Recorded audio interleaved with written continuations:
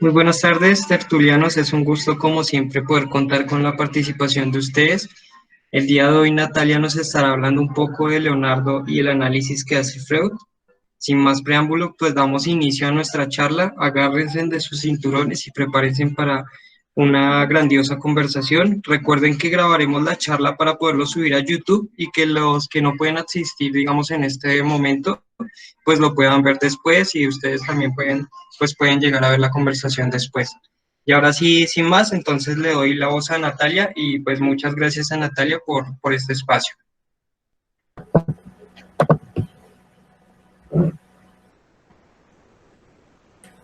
Hola Juan y hola a todos, espero que estén muy bien y muchas gracias a ti pues por el espacio de la tertulia no solamente por pues hacerme partícipe, sino también por invitarme a hablar el día de hoy sobre Leonardo. Pues voy a compartir entonces la pantalla para comenzar con mi presentación.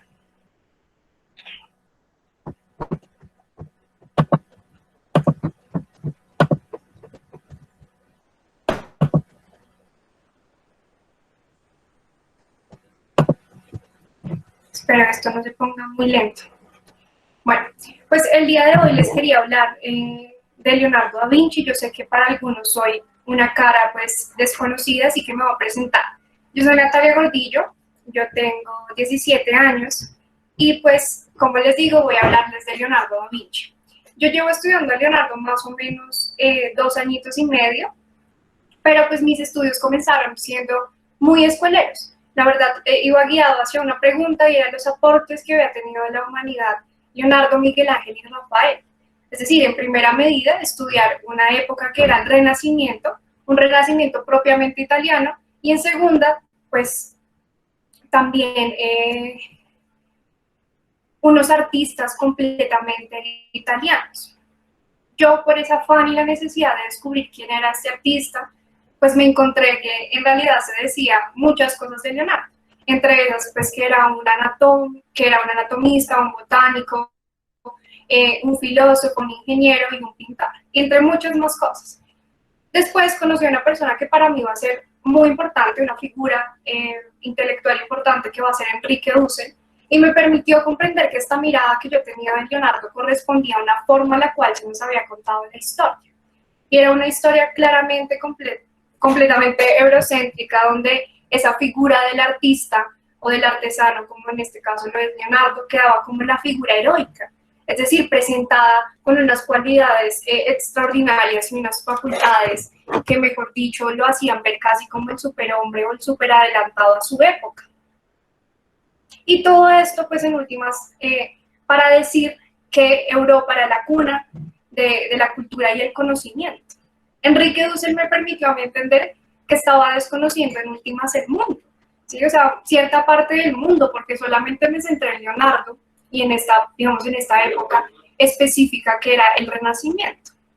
Entonces, un poco la idea de esta presentación es mostrar a un nuevo Leonardo y más que, digamos, en ese sentido riguroso de una presentación, de una ponencia, de una exposición, que sea más bien un espacio para la conversación, que podamos conversar nosotros en torno a Leonardo y ver por qué en últimas esa sencillez de este artesano, esa sencillez que tiene lo hace ser incluso mucho más elegante de lo que se presenta, ¿no? Que vamos a ver si es cierto o no, que si todas las facultades extraordinarias las tiene y que en últimas, pues como les digo, Enrique Dussel a mí me permite decir que Leonardo no se desgasta ni en la Mona Lisa ni en la Última Cena.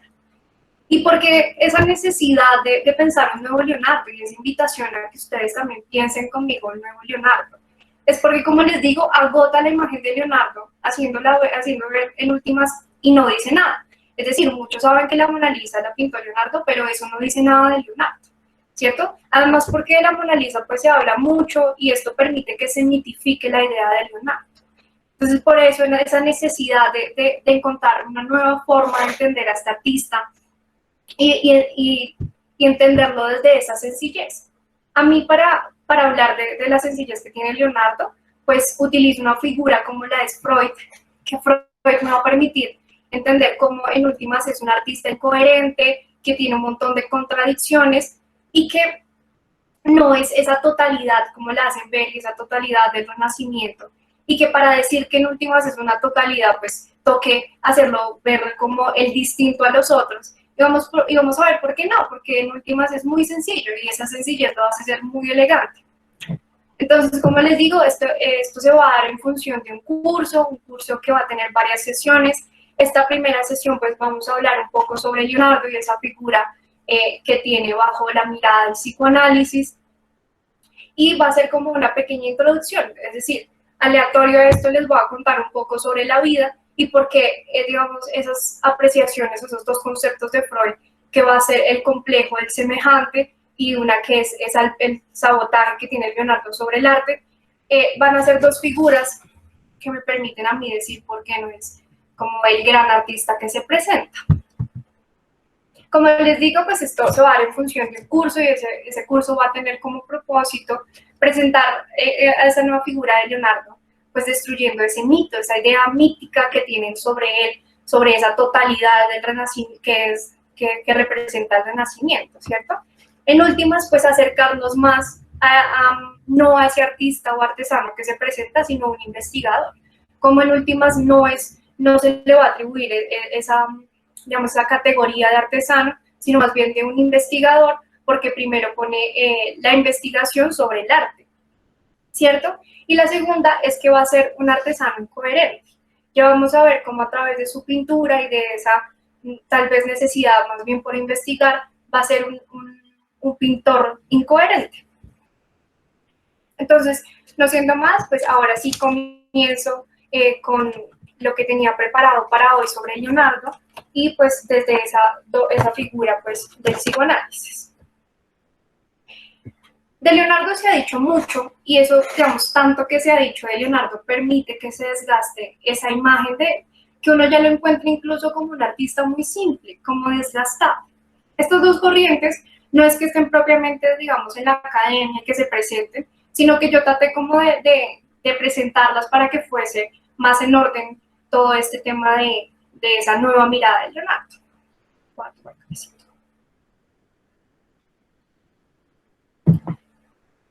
Como la primera se presenta, es lo académico, y la primera figura es Vasari, que Vasari va a hacer unos estudios de Leonardo póstume, y lo que hace es recopilar los textos de Leonardo para comenzar a decir que Leonardo tenía un modo de dirigirse a la pintura, unas técnicas y unas formas de dirigirse al mundo.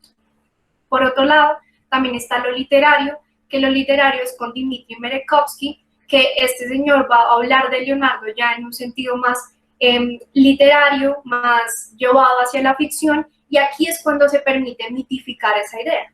No es que, digamos, haya como una ruptura entre lo académico y lo literario, sino que se alimentaban una de la otra para decir que Leonardo en últimas era un grande.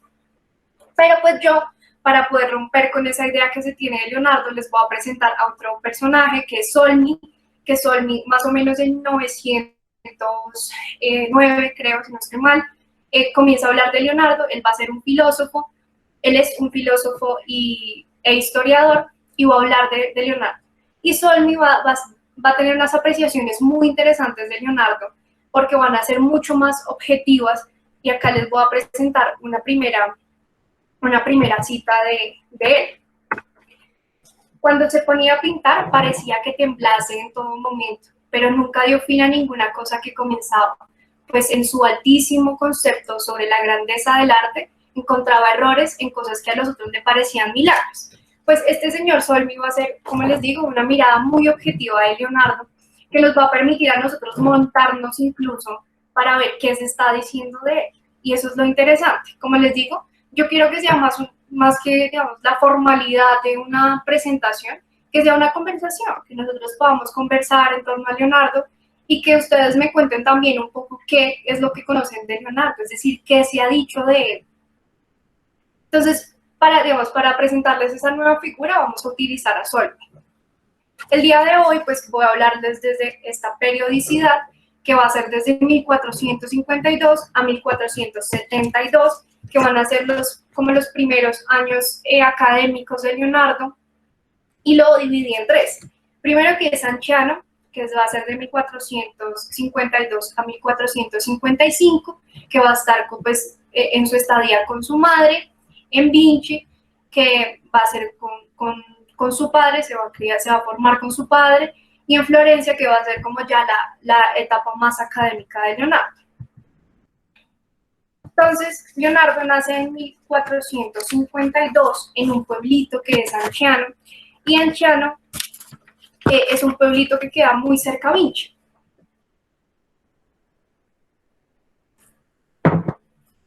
Pasa más o menos los primeros 4 años de su vida con la madre, y aquí va a ser súper importante esa figura de la madre, porque Caterina pues, es una campesina que realmente es muy pobre y que se dedica a la agricultura, ¿cierto?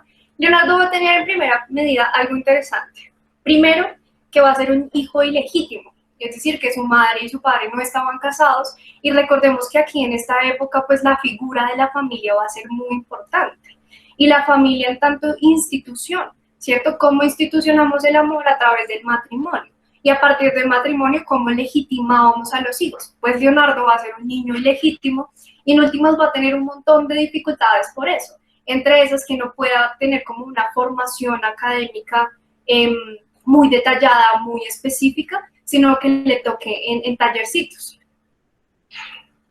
Esa figura de la madre, como les cuento, va a ser muy importante. Primero porque va a generar una sombra en Leonardo, ya que solamente va a estar los primeros 4 años de su vida, y va a ser una figura pues ausente, ¿cierto? Entonces va a generar en últimas lo que vamos a conocer a continuación, que es el complejo del semejante. ¿Por qué esa figura de la madre es tan importante? Porque la madre es la que permite la formación del yo, es decir, la que en primera medida comienza a construir la identidad del niño y le permite al niño como dirigirse al mundo, es decir, cómo el niño se va a relacionar con los otros. Este objeto del semejante, o ese complejo del semejante, se utiliza pues para decir en últimas cómo es que una persona llega a ser lo que es decir, cómo se forma la personalidad de alguien, y también para establecer una independencia. En este primer momento, ese objeto va a ser satisfaciente porque va a generar placer, y la madre va a ser, digamos, la que va a generar ese primer placer en el niño a través de un placer oral, a través del seno de la madre y pues la alimentación. Después va a ser un objeto auxiliar porque resulta que el niño, al estar pues muy pequeño en esta etapa donde está comenzando a identificar qué le gusta y qué no, pues necesita en últimas imitar o que la madre le preste ese yo, esa identidad, para el niño poder relacionarse. Y después, en últimas, va a ser un objeto hostil. ¿Y por qué un objeto hostil? Porque se tiene que generar una ruptura con la madre, es decir, ya la madre no le presta ese yo, sino al niño le toca, en últimas, ir por el mundo, comenzar a definirse, a entender qué le gusta y en últimas a formarse como sujeto. Como les digo, para Leonardo va a ser importante, no solamente porque tiene repercusiones más adelante, entre esas que no pueda relacionarse y que sea un hombre muy solo. Realmente Leonardo pues, no tiene a casi nadie, ya vamos a ver cómo después con el padre también está solo en la vida. Y la pregunta que no se hace es después, ¿quién va a ser ese objeto semejante que Leonardo va a utilizar para identificarse, para relacionarse? Entonces, esta figura es también súper importante porque es la que va a generar la autonomía en el sujeto. Y en Leonardo tiene esa particularidad de que es una ruptura muy temprana. Entonces, en 1456 más o menos pasa a vivir a Vinci con su padre, porque su padre, la verdad, es un ser muy gracioso. Su padre tiene como más de 15 hijos por fuera del matrimonio y corresponde a una familia burguesa, una burguesía que apenas estaba naciendo y que pues en realidad lo que hace es ser muy libre por la vida, no ponerle atención a nada, y su hijo lo viene a reconocer 4 años después. Después de esto, lo que hace es bautizarlo y es como la primera evidencia del nacimiento de Leonardo, y es una nota notarial del abuelito Antonio, que escribe que pues se siente muy a gusto porque su nieto nació, hijo de Ser Piero, que realmente, como les cuento, es un hombre que en últimas no es nada, o sea, no le dan para nada estabilidad a Leonardo y lo lleva a Vinci. Esta familia de Serpiera es una familia que siempre pues había en últimas cumplido la función de ser notable. Y Leonardo pues no sigue con esta tradición, porque ya sabemos que el padre es un libertino pues empedernido que solamente le importan los placeres y ya.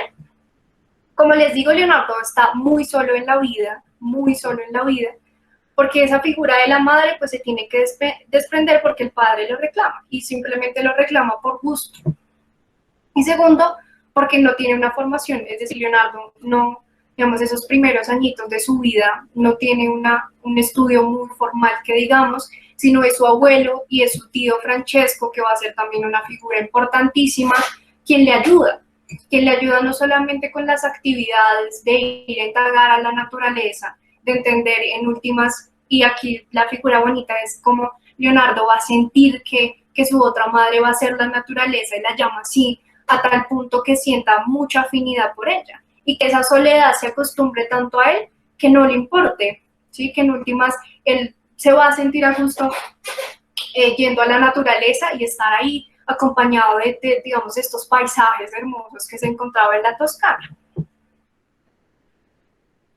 La vida de Leonardo, digamos, la vida académica de Leonardo, pues es una vida que, como les digo, va a tener muchas falencias. Entre esas que no aprenda latín y digamos, para este entonces aprender latín era demasiado importante.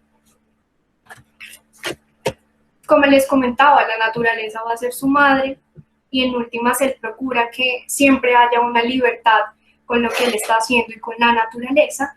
Y aquí es súper importante cuando hablamos del movimiento, porque va a ser los primeros encuentros de Leonardo con el movimiento y en últimas con la pintura, o como se conoce con el bosquejo.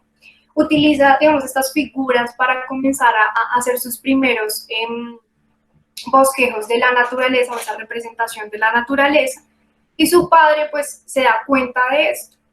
Acá les pongo una cita que me parece muy interesante, porque pues da cuenta o da evidencia de la cercanía que Leonardo tenía con otra parte del mundo.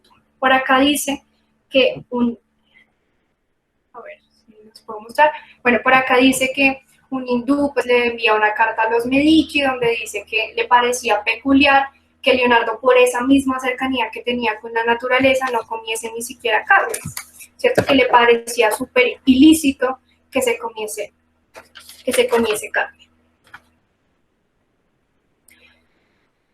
En ese venir e ir del padre de Leonardo por Florencia a Vinci, se da cuenta en últimas de los escritos que tiene Leonardo y de esos bosquejos o primeros bosquejos que Leonardo estaba haciendo.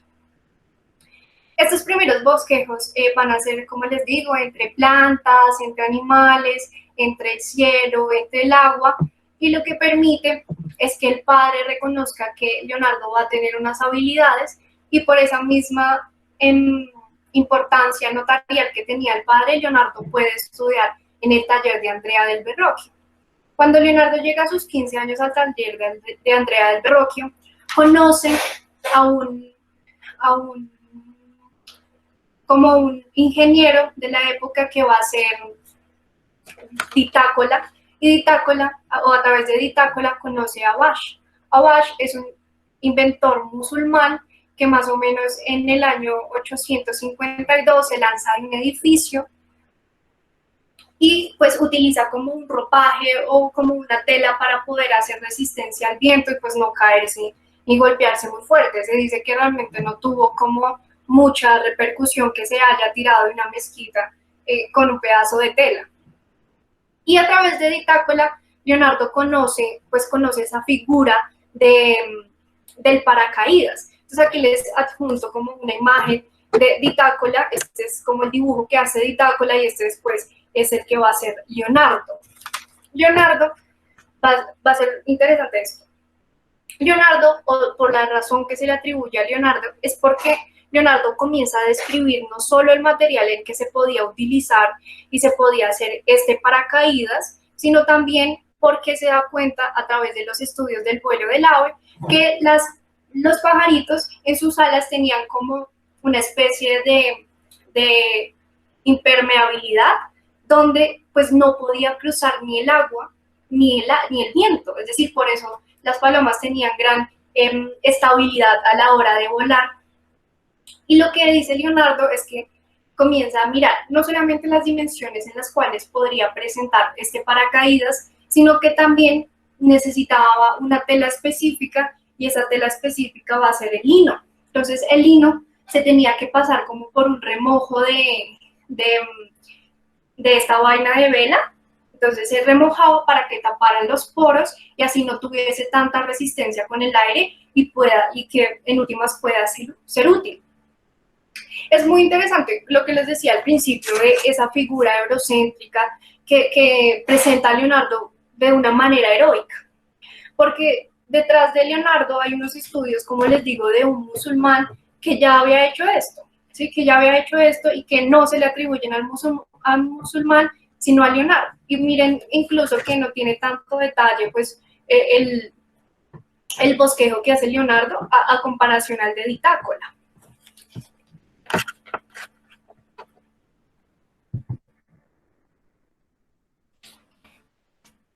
Por esta época, lo que permitía que se le reconociese, o lo que permitió que se le reconociese a Leonardo y no a Basch, es que el Renacimiento, y propiamente italiano, pues necesitaba redescubrir la cultura greco-latina, tratando en últimas de recuperar la grandeza que era este territorio.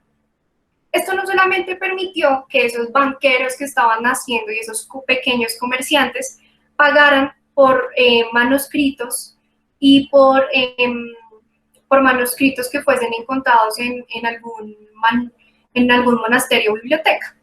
También, añadiéndole a esto, en 1453 se da la caída de Constantinopla, pues por acá está ubicado Constantinopla, y esos eruditos que viajan después a Florencia, lo que permiten es como la recopilación de muchos textos. De aquí que Leonardo, pues en últimas, tenga, digamos, otra conexión con esos textos del otro lado del mundo y que le permita conocer a un personaje como lo es Basch. También los Medici por esta época pues financiaban y pagaban por la traducción de los textos. Y aquí se creó algo interesante que era la hegemonía del conocimiento. Pues los Medici en últimas decidían que se iba a difundir y que no. Por eso es que se decía que Europa era la cuna y en últimas donde se encontraba el conocimiento. Porque en realidad sí, es decir, comienzan a mirar qué se difundía y qué no, y ellos comenzaban a utilizar estos textos para encontrar cosas que realmente no sabían y en últimas manipular. Uno de los Medici, que va a ser Lorenzo, y que tiene incluso una formación de élite, se forma como pintor y lo que hace es detestar a Leonardo. Esta va a ser una época de Leonardo realmente muy triste, como muy oscura, porque los Medici no lo querían y los Medici pues eran realmente los grandes de Florencia, que era el punto que llega a decir este señor Maquiavelo, que el que no tenía poder en el Renacimiento, pues en últimas no iba a llegar a ser, ni siquiera llegaba a tener el reconocimiento del perro de la calle. Entonces, Leonardo, pues, es un hijo ilegítimo, no tiene una formación académica estable y, pues, se le reconocía por ser un irresponsable que no tenía realmente el compromiso académico para hacer las obras. Pues Leonardo yo creo que los hubiese detestado a todos por, digamos, recopilar o comenzar a distribuir sus manuscritos se me olvidó la palabra, como mercantilizar los manuscritos de Leonardo, porque él decía que una obra era única y que él se sentía muy limitado pues a la hora de tener que hacer o presentar algo bajo las condiciones, en este caso, de los ducados o de estos grandes monasterios, ¿sí? Que él no se sentía a gusto, pues en últimas, tener que rendirle a alguien para poder hacer su obra. Aquí Freud entra una figura importante, porque Freud va a referir que Leonardo no es un artista, porque se va a sabotear. ¿Y por qué se sabotea Leonardo? Leonardo no, como les digo, cuando, digamos, en esa estadía de Florencia, Leonardo se da cuenta que no es un artista, ¿sí?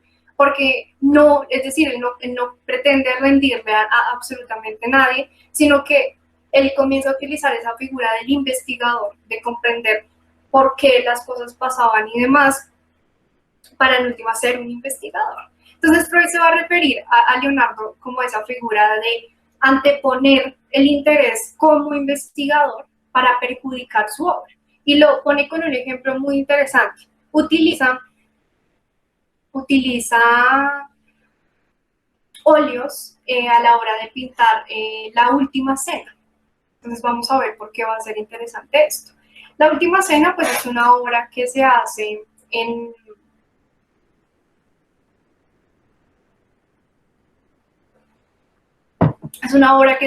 un mural súper gigante y que se va a hacer como para un monasterio.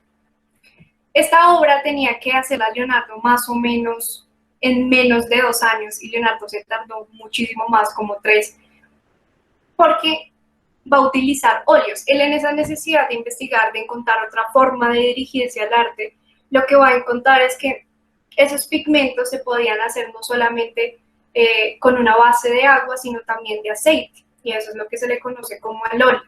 Y el óleo se demoraba días en secar. Entonces, Freud dice que utiliza esta figura del óleo para sabotear, porque esto no solamente le da tiempo para pintar, digamos, no solamente le da tiempo para esperarse sobre la pintura, sino también para irse a investigar. Es decir, Freud dice que estaba sometido a la pulsión de investigar. Es decir, él anteponía esa necesidad de ir a investigar y de entender los fenómenos que pasaban antes que el de la pintura. Entonces, por eso es interesante eso. Leonardo no va a tener, digamos, esa figura de esas categorías de afecto que, como les comentaba al principio, se dan gracias a ese espacio de socialización que da el niño con ese yo que le presta la madre.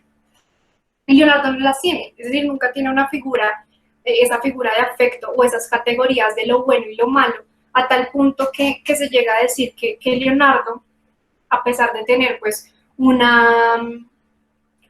temperamento muy calmado y muy tranquilo, pues trabaja con César Borgia, ¿cierto? Y trabaja con César Borgia, digamos, en esta vaina militar, o sea, es el ingeniero militar de mano de César Borgia.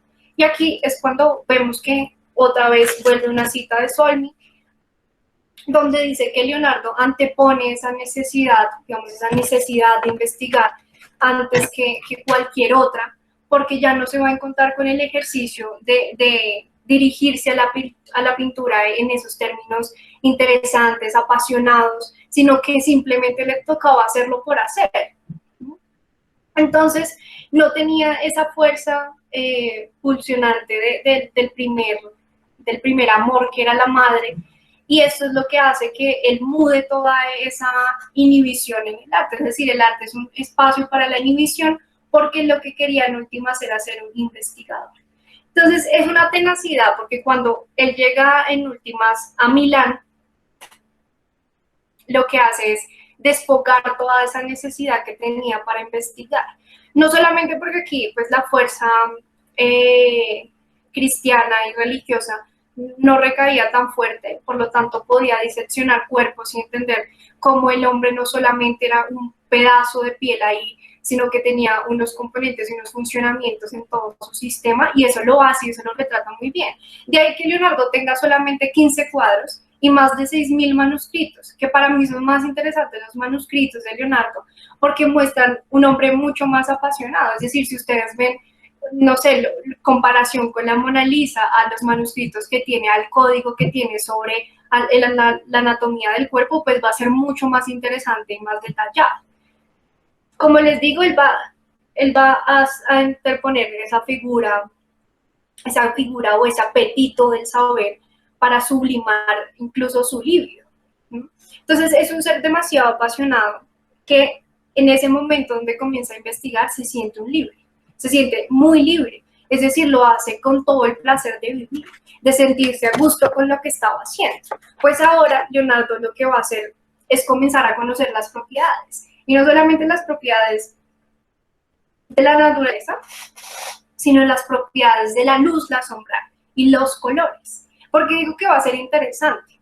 Porque es que cuando pensamos en Leonardo y digamos, la pintura natural, no podemos pretender que cambie, no podemos pretender que sea estático y que cambie la luz en la que se encuentra, ¿cierto? Es necesario que la luz sea cambiante, y si la luz es cambiante, pues se van a generar unas sombras distintas. De ahí que yo diga que Leonardo es un hombre incoherente, porque si tú pretendes pintar al natural, ¿cierto? Donde la luz recae sobre ti en una forma específica, donde incluso nosotros ya podemos modificar, y si queremos una luz pues estática, solamente utilizamos un bombillo y ya, pero no con todas las limitaciones que tenía el Renacimiento. Ellos al pintar al natural, ¿cierto? Al tener pues esa luz ahí en movimiento, permitía que la pintura no fuese una totalidad, sino fragmentos y partes de un momento específico, ¿cierto? Entonces va a ser muy interesante digamos, esa figura de la luz y la sombra, porque Leonardo no las va a tratar como una sola o separadas, sino que es producto de la otra. Y es muy bonito el estudio que hace, porque no solamente es entender cuáles son las propiedades de la luz, sino que va a tratar de comprender el funcionamiento del ojo, cómo es que la luz llega al ojo y esa da la diafracción de la luz que permite en últimas que nosotros podamos ver, ¿cierto? Y todo esto lo pone en función para poder imitar la naturaleza, ¿cierto? Para poder decir que él era un espejo y lo que él pintaba pues era reflejo de eso. Y ahora él ya no va a hacer todas estas cosas que decía en función del arte, sino de la ciencia misma, ¿cierto? Él va a hacer todo esto no porque el gusto de poder tener una mejor representación a la hora de ir a pintar, sino porque necesitaba representar mejor la naturaleza para sentirse más cerca de ella. De ahí que también, digamos, con todo el tema del movimiento y de estudiar el movimiento como motor de la vida, pues se permita decir que Leonardo tiene, también lo podríamos entender bajo la mirada espinosista, y no solamente, digamos, del movimiento, sino también sobre, digamos, la mirada panteísta que se tiene de él, ¿no? Cómo Leonardo se va a dirigir a la naturaleza, acercarse a la naturaleza y entender que él hace parte de esa naturaleza, es decir, él es parte y gran parte de Dios.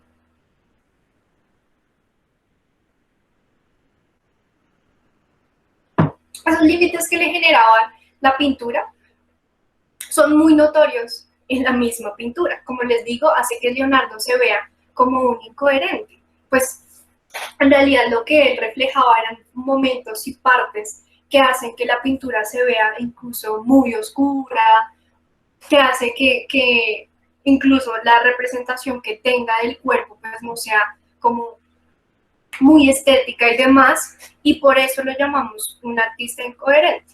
Ahora bien, esta etapa de Leonardo, cuando es un artista, va a ser muy vacía,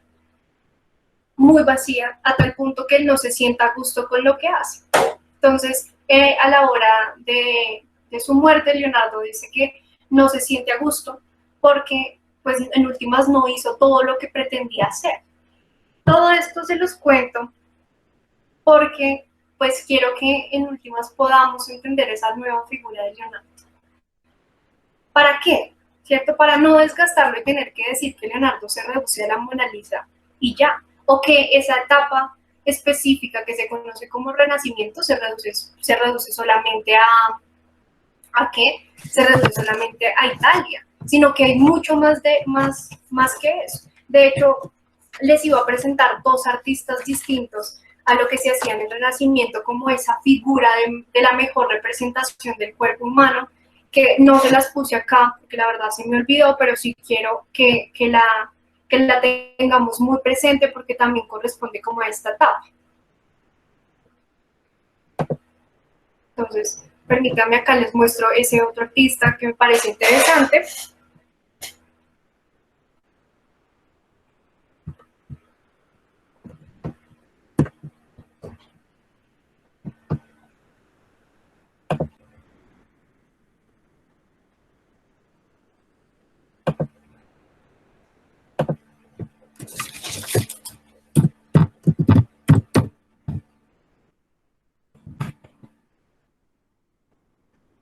Y todo esto, pues, para que entendamos que el Renacimiento no es que sea la mayor expresión del cuerpo y como tal, sino que correspondió más bien a un, digamos, a un cúmulo de archivos, es decir, vamos a mirar qué es lo parecido a esto que consideramos como Renacimiento y lo vamos a nombrar como Renacimiento.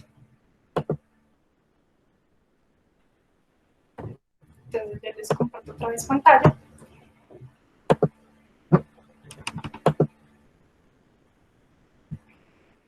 Entonces, miren, este es el señor que les presentaba.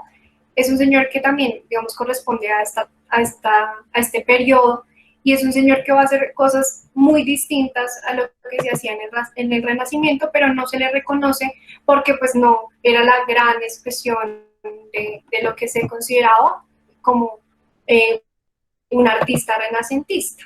Entonces yo creo que sin ser más, yo hasta aquí dejo mi presentación, espero les haya gustado mucho, que hayan aprendido un montón y que en serio esta sea una invitación a entender ese nuevo Leonardo y que podamos, yo creo que pensarnos un nuevo Leonardo. Entonces te doy la palabra, Juan, muchas gracias, espero que todos estén muy bien. Muchísimas gracias, Natalia. Fue un tema bastante interesante y que esperamos que se siga presentando la ocasión de seguir hablando de Leonardo. ¿Qué podríamos decir?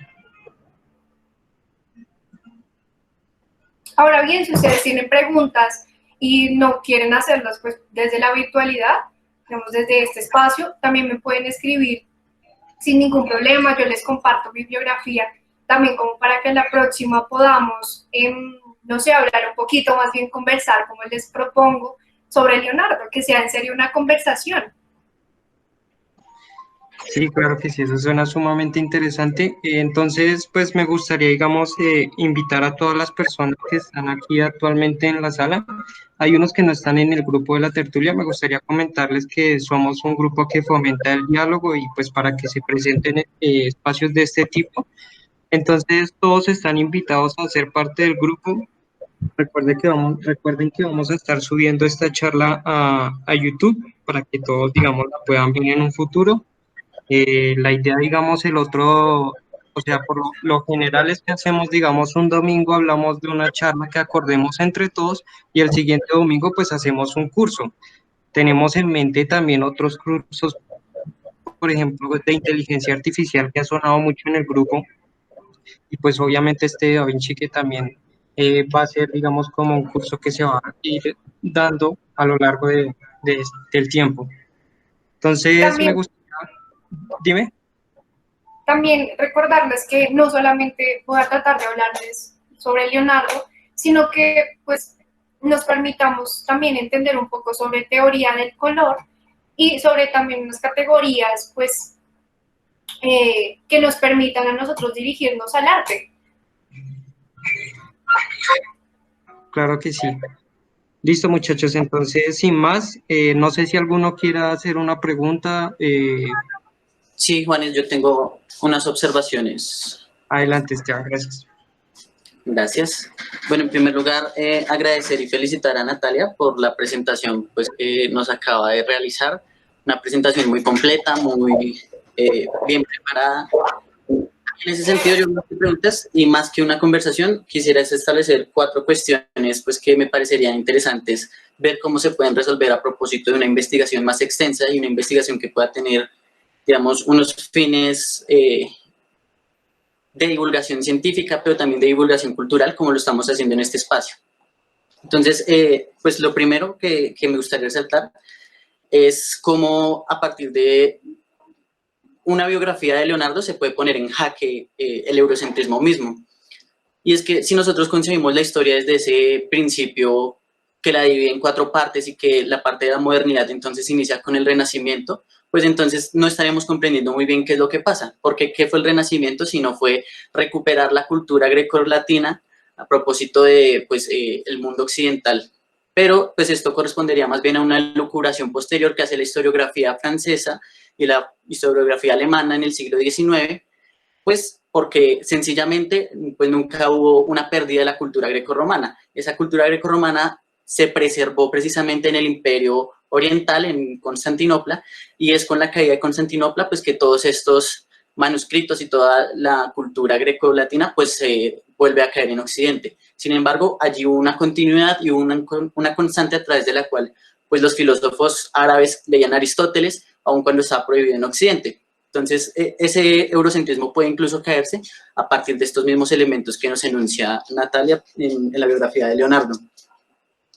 En segundo lugar, pues ese mismo contexto histórico genera un conflicto porque si bien ella parte desde el psicoanálisis como un marco categorial a partir del cual pretende analizar una biografía, habría que establecer hasta qué punto el psicoanálisis es una ciencia que le permite a uno hacer un análisis de un sujeto no empírico o de un objeto no empírico. Quiero decir, el psicoanálisis a partir de ciertas categorías podría explicar aquello que sucedió en el pasado. ¿Cómo podría hacerlo?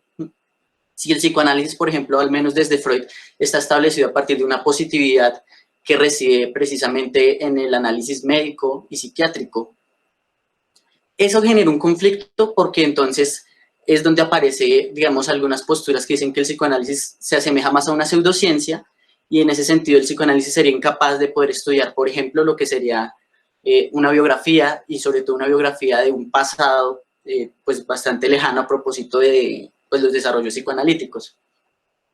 A mí me parece que más que el psicoanálisis son unas categorías filosóficas las que permiten entender esto como unos elementos puros, teóricos, que permiten catalogar a Leonardo y sacar algunas conclusiones que sí pueden ser psicoanalíticas, pero no el psicoanálisis como el fundamento. Y es que si uno parte del yo o la intersubjetividad formada entre la relación madre-hijo, pues entonces uno ya puede con esas categorías trascendentales decir ciertas cosas, pero no estoy seguro hasta qué punto el psicoanálisis pueda ser también una corriente historiográfica. Y eso pues que lo hace tan complejo, tan complicado y tan conflictivo, es precisamente donde está la riqueza de la presentación que hizo Natalia, porque es lo que demuestra una apuesta. Ella hizo una apuesta teórica bastante complicada, y es tratar de mostrar un nuevo Leonardo, un Leonardo que no esté viciado por el eurocentrismo, y ese Leonardo pues que está más cerca de ser un investigador de una ciencia específica, una ciencia que está prohibida en Europa, que sería el aristotelismo, y no un pintor, porque entonces surge la cuarta cuestión, que es la cuestión del ver y el hablar. Y es que nosotros vemos lo que nos dicen que tenemos que ver y hablamos de lo que nos dicen que tenemos que hablar. Y entonces como Leonardo dentro del panteón eurocentrista es uno de los puntos o de los motivos más altos por los cuales uno puede decir pues que Occidente representa la civilización, entonces mostrarlo más cerca de una investigación científica, de una ciencia que Occidente despreciaba, pues sería bastante oportuno para desmontar toda esa estructura eurocéntrica y helenocéntrica. Y pues la apuesta y la riqueza de esta presentación, que es, digamos, lo que yo más rescato, es que precisamente Natalia lo que hace es poner de pies estas afirmaciones, porque nos hace ver de lo que no se habla y habla de lo que no se ve. ¿Qué quiere decir con esto? Que si nosotros vemos solamente lo que está permitido ver, pues entonces solo vamos a decir aquello que se puede hablar. Pero con Natalia entonces estamos viendo aquello que no se dice que Leonardo sea un investigador, y estamos hablando de aquello que no se ve, porque no se ve con claridad cuál es el punto de las investigaciones de Leonardo. Entonces, en ese sentido, pues vuelvo a felicitar a Natalia. Me pareció una exposición muy buena, me pareció una exposición muy grande, en el sentido de la apuesta que se hace. Y reitero, pues que entonces esa posición, que es la posición de cualquier crítica, una posición crítica parte de hacer ver lo que no se dice y decir lo que no se ve.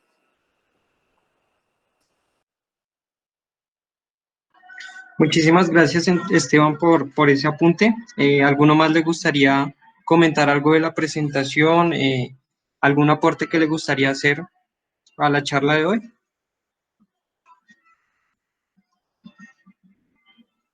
Yo, Esteban. Adelante, Daniel. Bueno, pues primero, como hizo el compañero, pues felicitar porque esto de, digamos, el trabajo previo que hay en estas charlas y esto, pues siempre me parece como digno de felicitar, como para traer un tema y poder armarlo y traerlo aquí a la tertulia. Ahora, con lo que tiene que ver de la charla, digamos que sí estoy a favor de muchas cosas que acabó de decir el compañero, y yo quería como devolver una perspectiva que yo he tenido propia de la figura de Leonardo. Y es que sí es cierto que, digamos, a veces se trata de endiosar a las obras de una persona, y digamos que sí es cierto que hay que saber separar, porque en una parte de la charla habló de, creo que la pintura de la Gioconda. Sí es necesario a veces separar el arte del artista como para ser más crítico con el arte y decir, y entrar a juzgar como el nivel que tenga él como artista. Pero para mí, en el caso de Leonardo es diferente porque estamos hablando de una persona que entraría en una categoría que yo considero que se llama el multipotencialismo. Es una persona que es muy potencial, tiene mucha habilidad en varias ramas diferentes. Y eso también puede, digamos que, limitar su crecimiento hasta cierto punto en ciertas áreas. Digamos, todo el arte de Leonardo y todos los inventos de él, para su época, digamos que hay unos que están muy adelantados, otros que se basaban en estudios anteriores, porque así es como la ciencia en sí se basa de cosas anteriores que uno tiene que volver a poner sobre la mesa y reestructurar o volver a pensar en ello o hacer experimentación, verificar si es cierto o no, en plan la Tierra plana y esa vaina. Ese es como el orden en el que se hace la ciencia durante toda la historia. Leonardo entra en una época en donde sí tiene mucho de qué nutrirse en cuanto a ciencia, en cuanto a arte, y él también tiene esta sed de conocimiento, tiene estas habilidades multipotenciales, y eso influye tanto en su arte como en sus descubrimientos. Hasta donde sé, conservamos muy pocas pinturas de las que él hizo, en plan de que creo que solo hay 25, pero no es como que solo haya pintado estas, sino que pintó más. En cuanto a lo de, digamos, no recuerdo bien cómo fue la parte de la charla en la que no se expresaba como tal, como con ese sensacionalismo que tenían los artistas de esa época, y otra parte que hubo en la charla donde se comparaba con otras pinturas de la época. Tengo entendido que él está metido en lo que se llama el Alto Renacimiento como tal, y que las pinturas que son consideradas del Alto Renacimiento sí son más similares a las que hacía Leonardo. En plan, creo que hay pinturas de Miguel Ángel que entran en ese mismo movimiento y sí son similares en el manejo de la luz y el manejo de la pintura del cuerpo humano como tal.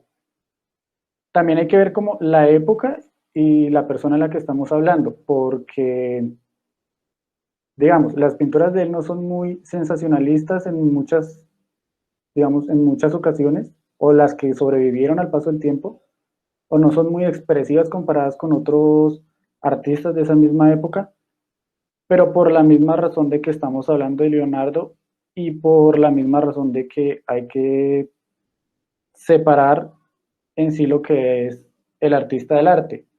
Recordemos que en ese momento ya estaba empezando a pasar, o sea, ya como tal, ya estaba en marcha una revolución de lo que es un artista y, digamos, empezar a endiosar a las personas como tal. Pero hacia atrás, o sea, antes de ese momento en el que alcanzó a vivir, en el que vivió Miguel Ángel, los artistas, los pintores, los músicos, todo esto era un oficio que alguien contrataba a otra persona para que hiciera algo. Alguien contrataba a un pintor para que, no sé, llenara una pared que estaba vacía y pues, ¡pum!, pintura. O para que me pintara a mí porque yo soy una figura histórica, entonces quiero tener un retrato, esto y lo otro. O que me retratara alguna escena histórica porque esto y lo otro. Pero era un oficio que ejercía una persona.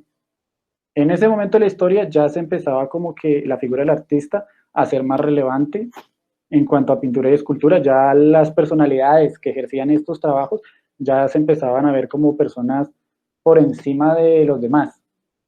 Citando, por ejemplo, también a Miguel Ángel, ya se reconocía como que su habilidad ya no era de una persona promedio, ni de alguien que ejercía el oficio de pintar, sino ya de una persona con un intelecto y unas capacidades, digamos que por encima de la media, como para empezar a reconocerlos como personajes dignos de mencionar. Entonces, él estaba haciendo unos estudios de unas cosas, el conocimiento para él era lo primero, como decía la propia compañera, y él encontraba en el arte una manera digamos, ayudar a sus propios estudios. Digamos, el estudio del cuerpo humano, él lo podía también, anatomía, lo podía ejercer en el arte de pintar. No necesariamente tenía que ser pintura muy sofisticada o que retratara como más movimiento o más esto o más lo otro, porque él se basaba en una base anatómica para hacer sus propias pinturas, entonces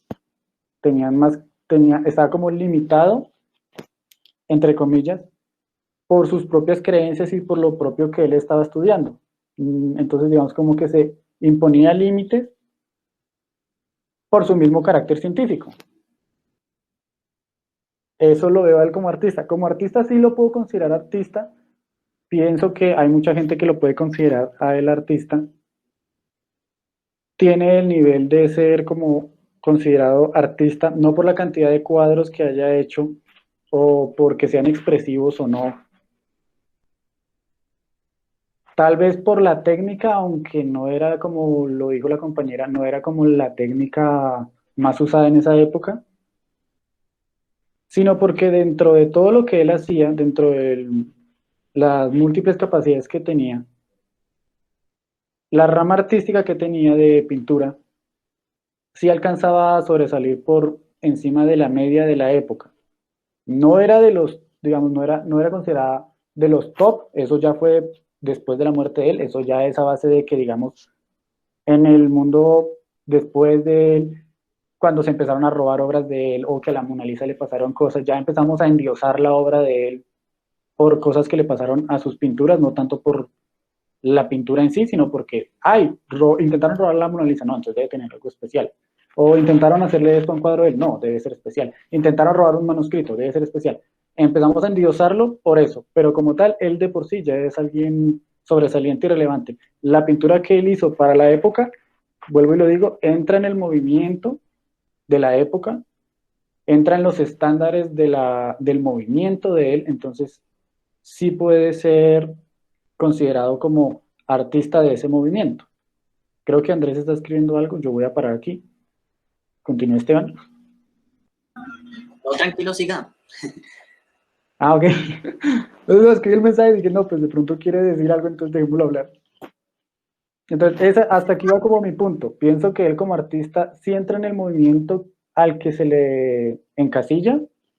Pienso que como artista él se vio limitado por él mismo, lo cual no está mal, porque él también era científico, entonces digamos que eso tiene mucho que ver cuando usted es científico y artista, o usted ejerce dos ramas, usted intenta crear dentro de sí como un equilibrio entre ambas. Y yo lo veo plasmado en la obra de él, como que las obras de él son de alguien que también es científico, que también estudia ciertas cosas, entonces pienso que no está mal la obra de él, sí es considerado como artista, y pienso que yo ya pienso que se debería hablar de otras cosas que él hizo, pero para esta charla no tienen como mucho que ver. Pienso que me gustó, porque como tal yo sí estoy de acuerdo de que hay que cambiar la perspectiva del artista y del arte que hizo, sí hay que separar esas dos cosas independientemente, y también sí hay que ver a las personas en un contexto social y en un contexto, digamos, en el momento en el que él estaba, cómo funcionaba la sociedad de ese entonces, qué pasaba en el mundo en ese entonces, y eso pudo haber afectado la manera en la que nosotros nos llegó la historia de él a través de la historia, por decir así, narrada a través de otras personas, eso también influye. Entonces me parece como muy bueno de la charla, esa parte. Eso sería todo, Esteban. Muchísimas gracias, Daniel, por el aporte. Entonces, otra vez le doy la voz a Esteban, que tiene algo que decirnos. Gracias, Juanes. Me gusta la participación de Santiago porque fue una aceptación de la invitación de Natalia a pensar nuevamente la figura de Leonardo. Y en ese sentido, pues es donde se establece el diálogo a propósito de una conversación entre amigos, pero lo delicioso de las conversaciones entre amigos es también poder decir no estoy de acuerdo y también poder decir o contravenir, pues sobre todo en dos puntos a los cuales pues Santiago se refirió. El primero tiene que ver con la ciencia, y es que él dice que la ciencia pues funciona a partir de esa base de recopilar datos para formular hipótesis y luego sobre esas hipótesis dar nuevos resultados y así constantemente se va trabajando sobre lo que se ha hecho anteriormente. Y sí, si bien así funciona la ciencia moderna, solamente la ciencia moderna ha funcionado así y la ciencia moderna se funda a partir de Newton y Copérnico y Galileo y demás, pero yo creo que Leonardo no está parado dentro del paradigma de la ciencia moderna, sino precisamente desde el paradigma de la ciencia aristotélica, que es una ciencia que funcionaba alrededor de la verdad como correspondencia.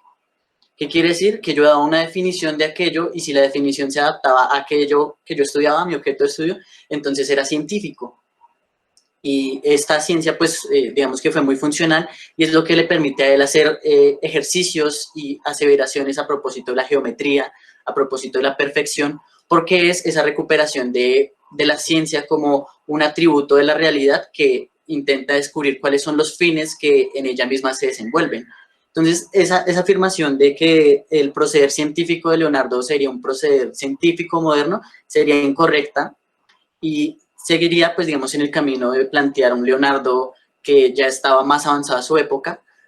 Y acá entro en el segundo punto, y es que si bien él utiliza otra categoría para describir a Leonardo, que es la multipotencialidad, pues habría que ver respecto a la exposición que nos hace Natalia, hasta qué punto él era multipotencial, entendiendo la potencialidad espinosistamente como una afección que me motiva a mí a hacer cosas, que es una pulsión donde hay una descarga libidinal que me lleva a mí a hacer ciertas cosas, pues habría que ver que, por ejemplo, para la pintura no existía esa descarga libidinal y por tanto la hacía de una manera pues que no podría considerarse una potencia, sino más bien como una especie de obligación o una especie de reacción o reactivación. Es decir, es una reactiva, no activa. Y si el genio de Leonardo entonces residiría precisamente en su carácter de ingeniero, en sus criterios de inventor, pues entonces caeríamos en otro conflicto y es que pues él no inventó absolutamente nada, ¿no? Él no realizó ningún avance en la ingeniería porque todo eso ya estaba plasmado en el pensamiento chino, en el pensamiento de Constantinopla y él pues sinceramente solamente se dedicó a plagiar documentos de culturas que el mismo eurocentrismo pues se ha encargado de borrar. En ese sentido, frente a la presentación de Natalia que concibe a un Leonardo como investigador, frente a la exposición de Santiago que concibe a un Leonardo con una multipotencialidad y que por tanto hay que separar al artista de la obra, pues yo consideraría un Leonardo que hay que erradicar de la historia porque en realidad no hizo absolutamente nada. Y lo que hizo que se le reconoce, pues lo hizo como por hacerlo. Entonces habría que empezar también a tener posturas radicales frente a este tema. Ok. Bueno, si me permite Esteban hablar ahí. Ok, adelante. Vale, entonces, primero, sobre lo del plagio, vuelvo y lo digo. La ciencia moderna, como acaba de decir el compañero, lo cual es acertado, sí se basa en esto de investigación, observación, replicar y tal. Pero para esa época, como dijo el compañero, la ciencia no funcionaba así. Sí es cierto que digamos que Europa tendía a creerse mejor y sí trataba de ocultar ciertos avances en otras partes del mundo a la gente de Europa como tal. Pero sí pienso que está como mal enfocado el hecho de que Leonardo no hizo nada relevante para la época, no hizo ningún descubrimiento ni nada de esto. Para mí, Leonardo lo que hizo fue iteraciones sobre cosas que ya estaban como tal. Lo puso, por ejemplo, la misma compañera dentro de la presentación. Como tal, ya estaba la idea del paracaídas como tal. Y si bien es cierto que él no inventó nada, lo que hizo fue iteraciones en modelos o en prototipos que estaban en otros lados. Lo dijo la compañera en el paracaídas. Como tal, la figura ya estaba y la idea en sí ya estaba per se, pero él hizo observaciones a otros elementos dentro del mismo modelo, lo dijo la compañera, en el caso de lo que era el material de la tela. Sobre otros modelos de otros, no inventos como tal, pero digamos de otros artefactos, él también hizo iteraciones como tal. Él no inventó, ¿cómo se llama esto? Ay, se me olvidó. La tuerca, no, ¿cómo se llama esto? ¿Cómo es el nombre correcto de eso? Esteban, colabore medio. ¿Cómo se llama? No sé si te refieres a los engranajes. Eso, a los engranajes. Los engranajes, Él no inventó el un engranaje. avance que hace Bitácola también sobre sus estudios de Abash. Exacto, él no inventó el engranaje como tal. ¿Qué hizo él? Iteraciones en los sistemas de engranajes de otras personas, de personas terceras, y él creó su propio modelo de lo que sería un automóvil. ¿Que habían modelos mejores o peores en esa época? Bueno, pues ya entraríamos a hablar en sí de eso. Pero lo que yo digo es, él cogió modelos de otras cosas que digamos que ya se estaban moviendo, porque eso es otra cosa complicada de creer, incluso hoy en día. Hoy en día nadie puede creerse dueño de una sola cosa, porque como tal el conocimiento es algo que es imparable, se mueve en todo el mundo y se puede mover paralelamente. Hay casos en la historia donde dos personas se atribuyen a inventar la misma cosa, y donde para más piedra ambos tienen razón. Ambos lo inventaron, solo que no sabían que el otro también estaba estudiando la misma cosa. Por ejemplo, eso pasa mucho en astronomía. Es difícil en la actualidad, de cuando se descubre una nueva estrella o se ve algo, un nuevo objeto o algo así, atribuírselo a la persona que lo descubrió es muy difícil, porque en otro lado del planeta o muy cerca de él puede haber otra persona que está viendo el mismo fenómeno y se quiere atribuir también el mismo fenómeno como descubierto por él. Con el conocimiento va igual, y la pintura también va por ahí. Es muy difícil atribuirle un descubrimiento o un invento a una sola persona a lo largo del tiempo, porque si bien antes de él otras personas trabajaron en un modelo que él iteró hasta que llegó a un modelo que le funcionara mejor, otras cosas así, con Leonardo es lo mismo. Él estaba en un punto donde ya habían muchas cosas que estaban antes y él iteraba para encontrar sus propios modelos, encontró su propia versión de lo que es el tanque, aunque ya habían tanques como tal en otro lado. El que acaba de nombrar, el vehículo, aunque ya habían modelos de lo que eran... ¿Qué fue lo que acabo de decir Natalia? Ya se me olvidó otra vez esa palabra. Engranajes, ¡ay Dios! Ya había modelos de engranajes y sistemas de engranajes. Él utilizó los engranajes para meterlos en un modelo en donde se pudieran mover 3 ruedas. Creo que eran 3, no me acuerdo bien. Y como tal, lo que acabamos de decir de la multipotencialidad, que si es esto de desgastar como toda su energía y toda su pasión en una sola cosa, no necesariamente.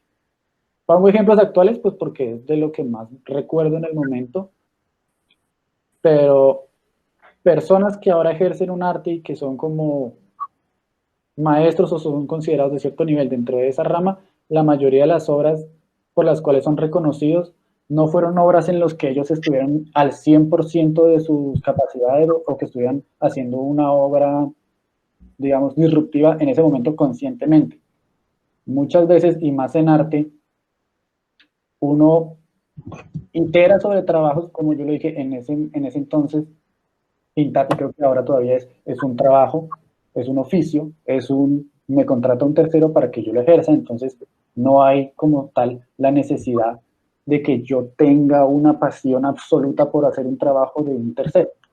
Si estuviera pintando para mí, yo le digo, de pronto sí, habría que ver el artista que está pintando para él y se puede evocar todos sus sentimientos y emociones en una obra. Pero cuando uno hace una obra o un oficio para un tercero, no se expresa igual que al momento de que usted está creando algo para usted mismo. Vuelvo y le digo, en la actualidad pasa así. En la actualidad muchas obras, no cinematográficas, sino musicales de personas, ocurren porque los contrataron para crear música para algo tercero. Los contrataron para hacer música para esta película, los contrataron para hacer, no sé, otra cosa para esta cosa. Resultó que esa canción dentro de esa película puede ser famosa o se hizo famosa o se hizo digna de estudiarse, sí, pero que él estaba en su completa capacidad y, no sé, en un momento de euforia para crear esa pieza, normalmente no funciona así. Normalmente no funciona así en la mayoría de las ramas y en la mayoría de lo que usted haga a lo largo de la vida. Los momentos en los que usted tenga flashazos son diferentes a los momentos en los que usted está como tal, digamos, para hablarlo en cristiano y súper informal. Yo que trabajo en, digamos, en cierta rama de tecnología y arte también, y Esteban que también trabaja en tecnología. Muchas veces las soluciones más inteligentes que nosotros tenemos no tienen por qué ser en ese momento en el que estamos como súper conscientes de lo que estamos haciendo y así como súper enfocados en esto, sino que son resultado de iterar varias veces y estar en un estado como más calmado y más tranquilo, no tan absorto en una sola cosa. Muchas veces en esos estados en los que usted ya itera muchas veces hasta que encuentra una solución, la solución puede que diga a la gente, oh, qué solución tan creativa, es una revolución. Muchas veces esa solución no se encuentra en ese momento de euforia, sino en un momento de voy a probar algo, luego otra cosa, luego otra cosa, luego otra cosa, luego otra cosa, luego otra cosa. Pienso que para juzgar el arte se tiene que hacer lo mismo. No necesariamente el artista tiene que estar en un momento de euforia y concentrado y expresando todos los sentimientos que tenga en una sola pieza para que esa pieza sea como tal digna de ser considerada obra maestra o no. Con Da Vinci es diferente porque las obras las consideran como dignas porque las intentaron robar, pero una cosa no quita la otra. Las obras como tal, incluso las que no son sí tienen ciertos rasgos que van con la época y van con el movimiento. Pues hasta aquí y puedo... Bueno, Santiago, yo sí quiero decir algo. Pues yo creo que más que juzgar al artista por lo que se dice de él, es juzgar lo que se está diciendo de él. Y ese es el propósito y el interés de pensar un nuevo Leonardo. Porque es que, digamos, eso que es un hombre polifacético, pues vamos entonces a mirar dónde está lo polifacético. De ahí la idea de este curso y el propósito de pensarnos a un nuevo Leonardo. Porque eso de que es un hombre polifacético, pues se le atribuye digamos, a esa misma forma que se ha contado la historia, una historia eurocéntrica. ¿Sí? Entonces, ahí yo sí te hago la invitación que nos pensemos realmente un nuevo Leonardo desde eso. ¿Sí? Vamos a ver si en efecto Leonardo es un hombre polifacético o nada más cumple a esa atribución que le hacen a la réplica que hizo. Porque yo no juzgo a Leonardo porque haya replicado, no sé, los engranajes y demás, sino yo juzgo qué es lo que se está diciendo, y lo que se está diciendo es que se le atribuye a Leonardo, que él fue el primero que lo hizo, cuando no es cierto. Entonces sí te hago la invitación y pues muchas gracias por los comentarios. Pero no solo eso, yo quisiera agregar algo.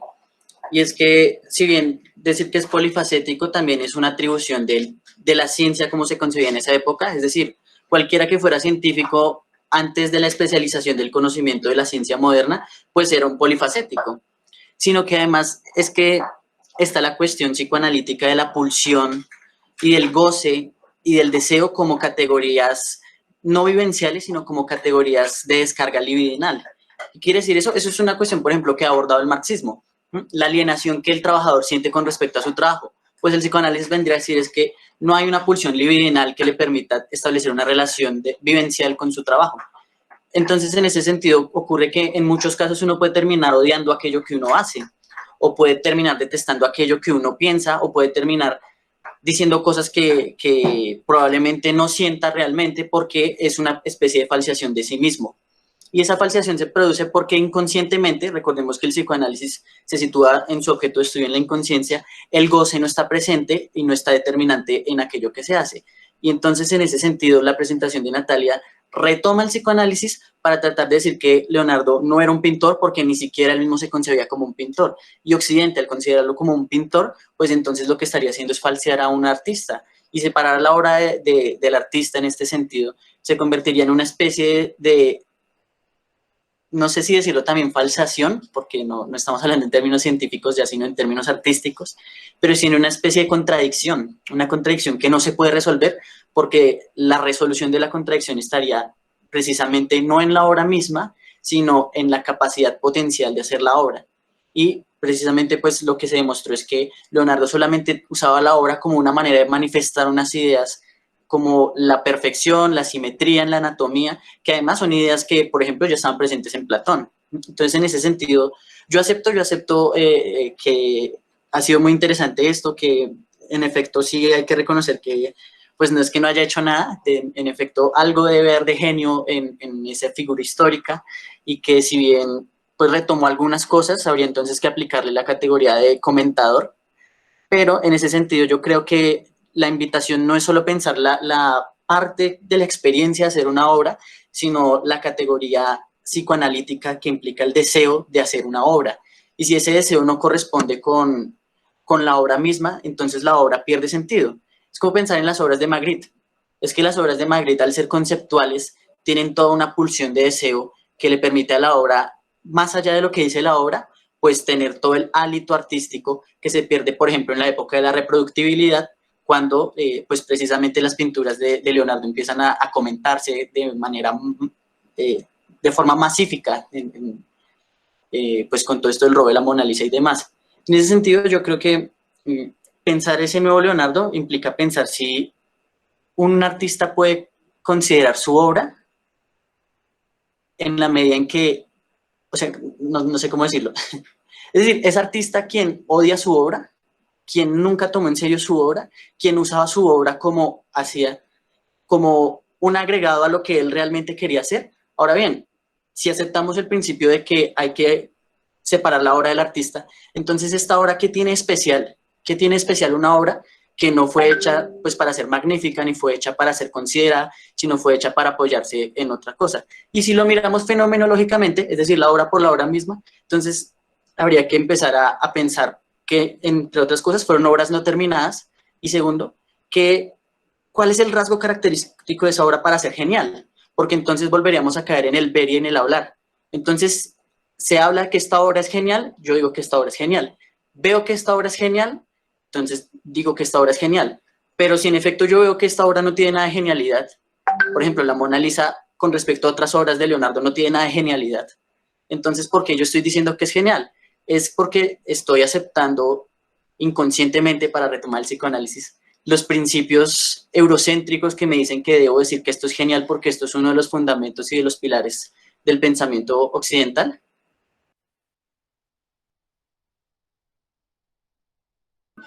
Muchísimas gracias por sus aportes, muchachos. No sé si Daniel va a responder algo o... Pues sí quería responder algo. Por eso dije, no, pues espero que Esteban hable. Listo, entonces, pues Daniel concluye, digamos, con la opinión de él y cerraríamos la tertulia de hoy, ¿vale? Vale, ok. Entonces, primero, sí debo admitir que la charla de hoy sí me invitó a replantearme muchas cosas que pensaba de Leonardo. O sea que esa primera parte, esa función de la charla sí funcionó en mí. Pero, digamos, el concepto que hay del artista que tiene que amar su obra y tiene que tener como una descarga de emociones y una euforia al ejercer su arte, pienso que es un concepto errado.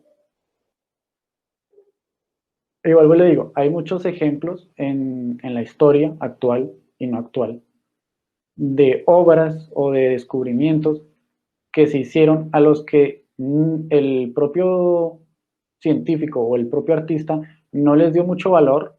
Incluso hay unos que no, la persona que lo descubrió o el propio artista no consideraba dignas, y no fue sino hasta que un tercero le hizo caer en cuenta de que eso sí era digno, que esas obras y esos descubrimientos llegaron a nosotros. Aquí sí me empieza a fallar la memoria, no sé qué científico fue, si fue Newton o fue otra persona de la misma época, que planteó una tesis sobre la relación que había entre los planetas, los pesos y las órbitas, ahí sí no recuerdo bien, y lo dejó guardado en un cajón durante mucho tiempo.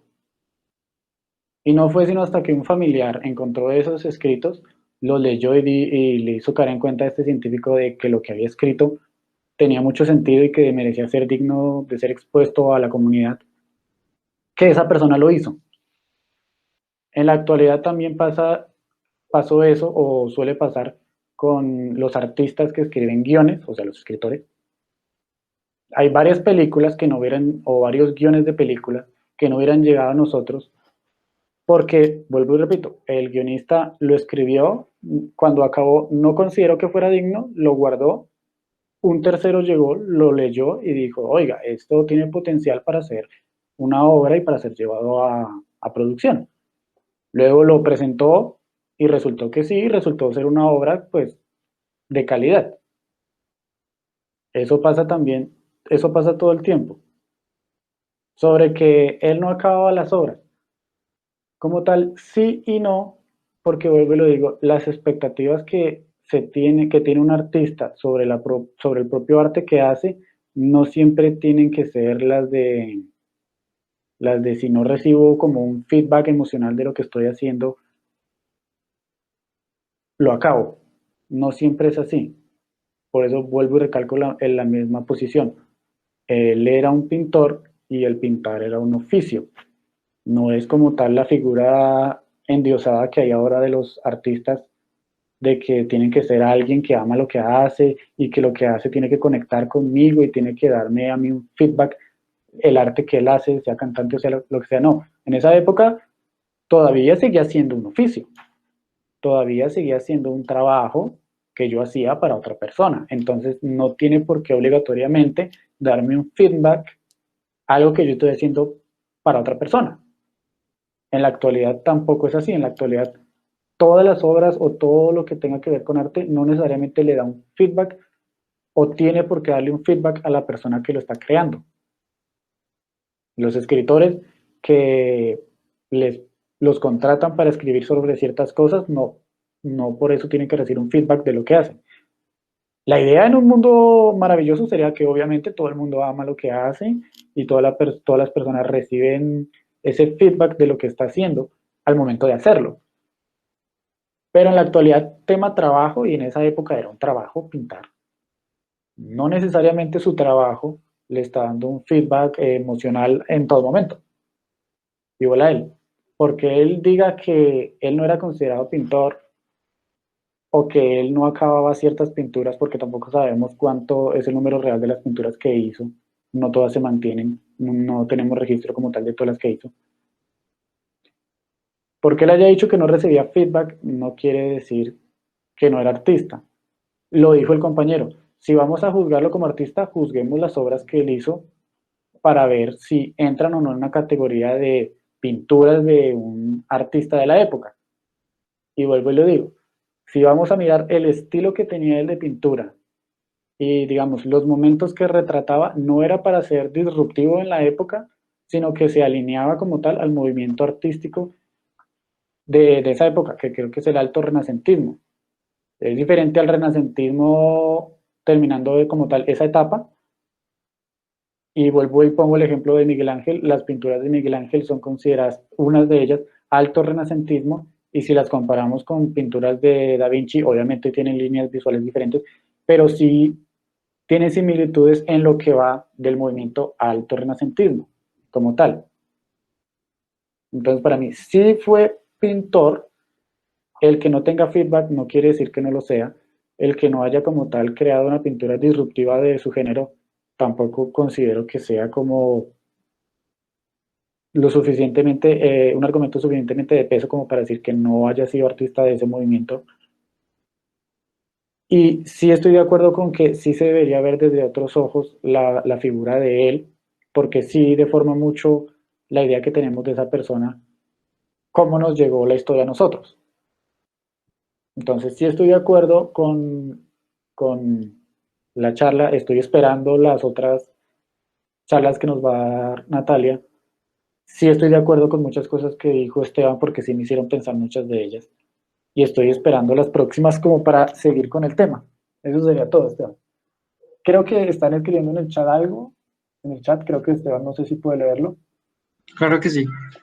Entonces, muchas gracias a todos por sus opiniones. Voy a leer Lo que nos escribe Esteban dice que no se trata de emociones o de euforia, sino del deseo como categoría psicoanalítica, es decir, como unidad funcional de la obra de arte. Si está feliz o no es lo de menos. La cuestión es si está alienado de su obra. Si hubo goce en la producción artística, es más complejo, porque la opción inconsciente determina, por ejemplo, que Leonardo se saboteara así. No son emociones, son pulsiones y estructuras de la conciencia. Y Esteban pues nos escribe ya finalizando, nos dice, a mí también me alegra y que hayan posiciones distintas, ahí nace el diálogo. Entonces, sí, eso es verdad. Digamos que pues para eso se crean estos espacios donde todo el mundo pueda expresar su opinión y ya pues me gustaría darles las gracias a todos por asistir, por sacar un poquito de su tiempo, entonces estén muy pendientes, vamos a estar, digamos, dando los detalles de las próximas charlas, entonces nos veremos en una próxima ocasión. Espero que tengan un excelente domingo y que pasen una excelente semana.